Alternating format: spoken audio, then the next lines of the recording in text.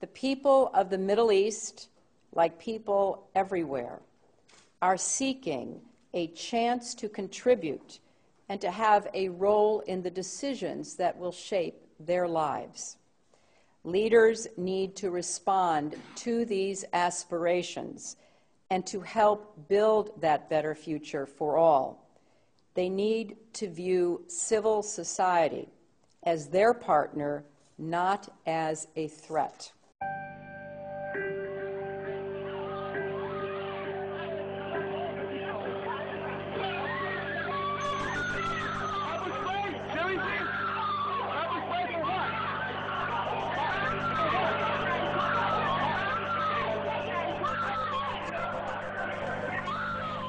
I want to take this opportunity to update the American people about the situation in Libya.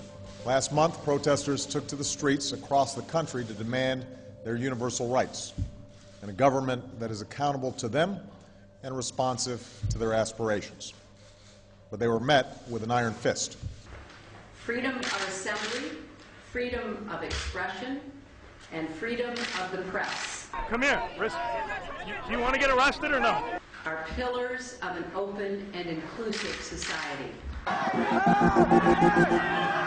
There is a clear responsibility by the Egyptian government to hold accountable those responsible for these attacks.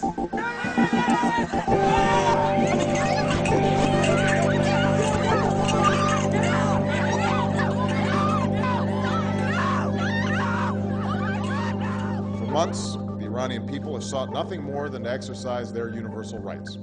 We call upon the Iranian government to abide by the international obligations that it has to respect the rights of its own people.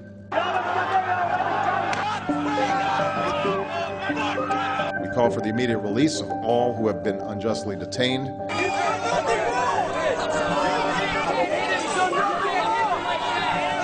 And I'm confident that history will be on the side of those who seek justice.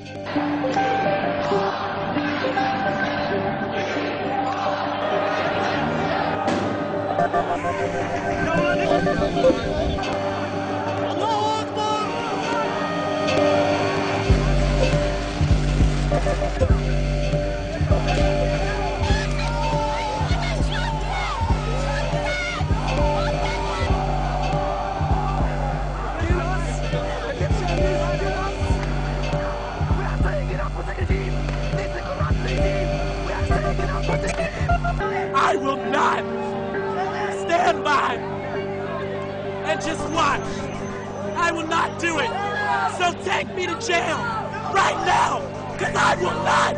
After all that my parents gave me, I can do one thing for them and tell them that I would rather die than be quiet and watch everything that they worked for go away.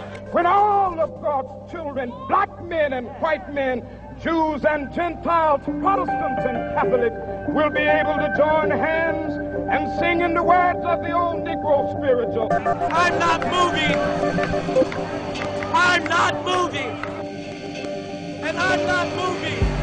I'm a law student at George Washington University, and I'm not moving. I will go to jail tonight because it's not right. We are against violence, and we would call to account the Iranian government that is once again using its security forces and resorting to violence to prevent the free expression of ideas from their own people.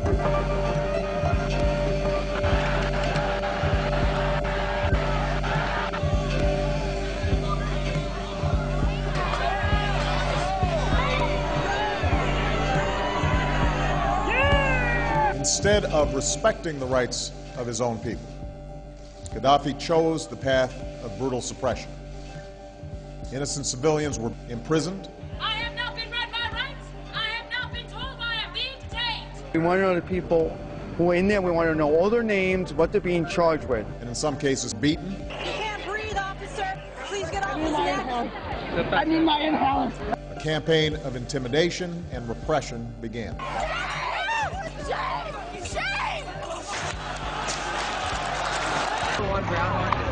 It is the responsibility of the government of Libya to respect the universal rights of their own people, including their right to free expression and assembly.